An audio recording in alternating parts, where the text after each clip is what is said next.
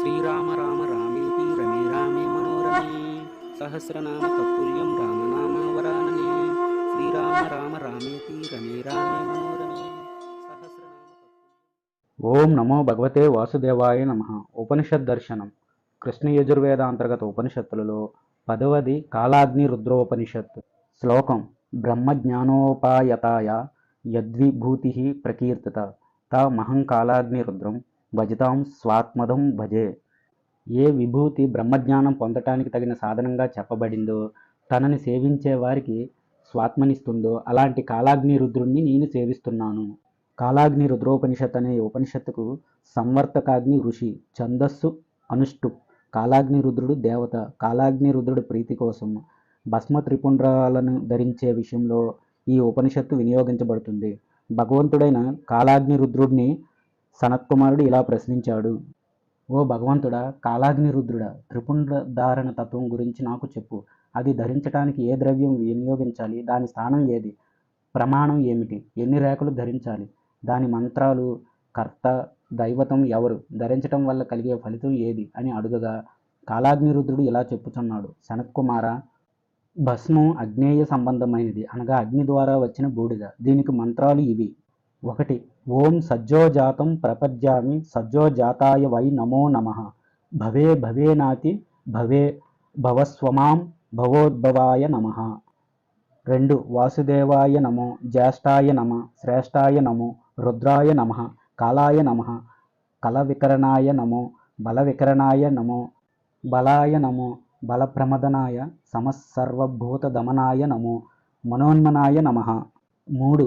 అఘోరేభ్యో దఘోరేభ్యో ఘోర ఘోర తరేభ్యః సర్వేభ్యః సర్వ సర్వేభ్యో నమస్తే అస్తు రుద్రరూపేభ్యః. 4. తత్పురుషాయ విద్మహే మహాదేవాయ ధీమహి తన్నో రుద్రః ప్రచోదయాత్. 5. ఈశానస్సర్వ విద్యానాం ఈశ్వరస్సర్వభూతానాం బ్రహ్మాది పతిర్బ్రహ్మణో ధిపతిర్బ్రహ్మ శివోమో అస్తు సదా శివోం అనే పంచబ్రహ్మ మంత్రాలతో విభూతిని తీసుకోవాలి. తర్వాత అగ్నిరతి భస్మ, వాయురతి భస్మ, వ్యామయితి భస్మ, జలమితి భస్మ, స్థలమితి భస్మ అని ఈ విభూతిని అభిమంత్రించాలి. తరువాత మానస్తో కేతనేయ అనే మంత్రాలు చదువుతూ విభూతిని చేతులకి రాసుకోవాలి. ఆ తరువాత మానో మహంత ముతమానో అనే మంత్రం చదువుతూ ఆ విభూతిని నోటితో తడపాలి. త్రియాయుషం అనే మంత్రం చదువుతూ ఆ భస్మాన్ని శిరస్సు, ముఖం అనగా నుదురు, రొమ్ము, భుజాల మీద 3 అడ్డురేఖలుగా రాసుకోవాలి. దీన్నే సాంభవ వ్రతం అంటారు. ఇది అన్ని వేదాల్లో చెప్పబడింది కనుక మోక్షం కావాలని కోరుకునే వాళ్ళు ఈ వ్రతాన్ని ఆచరించాలి. దీన్ని ఆచరించిన వాడికి పునర్జన్మ ఉండదు. తరువాత సనత్కుమారుడు కాలాగ్ని రుద్రుణ్ణి, స్వామి, త్రిపుండ్రాలను ధరించటానికి ప్రమాణం ఏది? అంటే దాన్ని అడ్డంగా పూసుకునేటప్పుడు ఎంతవరకు పూసుకోవాలి అని ప్రశ్నించగా స్వామి అతడితో త్రిపుండ్రాలను నుదురు మొత్తం కానీ, కళ్ళ చివరి వరకు కానీ, కనుబొమ్మల మధ్య కానీ పెట్టుకోవచ్చు. ఈ 3 రేఖల్లో మొదటి రేఖ గార్హాపత్యం, ఆ కారం, బ్రహ్మ, భూలోకం, ఆత్మ, క్రియాశక్తి, ఋగ్వేదం, ప్రాతస్సపనం, దేవత మహేశ్వరుడిగా చెప్పబడింది.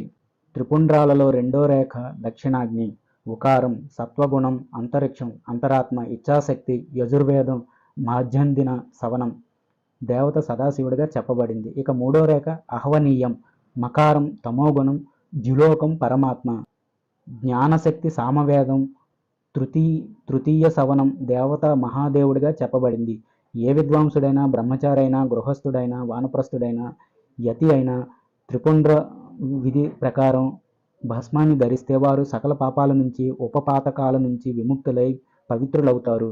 భస్మధారణ చేసిన వారు సకల పుణ్యతీర్థాలలో స్నానం చేసి సకల రుద్రమంత్రాలని జపించిన వాడితో సమానుడవుతాడు.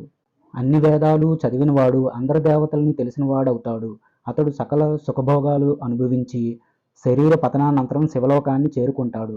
అతడికి పునర్జన్మ ఉండదు అని భగవంతుడైన కాలాగ్ని రుద్రుడు భస్మధారణ మహిమ గురించి స్వయంగా చెప్పాడు. ఈ ఉపనిషత్తుని ఎవరు అధ్యయనం చేస్తారో వారు ఆ స్వామితో సమానులవుతారు.